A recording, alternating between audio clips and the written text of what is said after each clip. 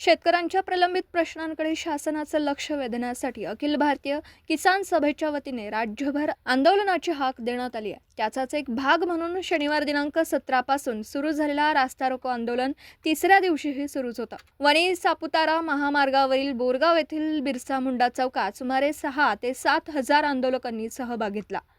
यावेळी तालुक्यातील शिक्षण विभाग, वीज महामंडळ, पंचायत समिती, आरोग्य विभाग आदी विविध विभागांचे अधिकारी आंदोलनस्थळी उपस्थित होते। तालुक्यातील विविध समस्यांवर माजी आमदार JP गावित व आंदोलकांनी अधिकाऱ्यांशी सविस्तर चर्चा केली। शासनाने मागण्यांची तात्काळ दखल न घेतल्यास आणखी तीव्र आंदोलन छेडण्याचा इशारा यावेळी देण्यात आला। या आंदोलनात जनार्दन भोये, सावळीराम पवार, वसंत बागुल, पुंडलिक भोये, संदीप भोये यांच्यासह अनेक कार्यकर्ते सहभागी झाले होते।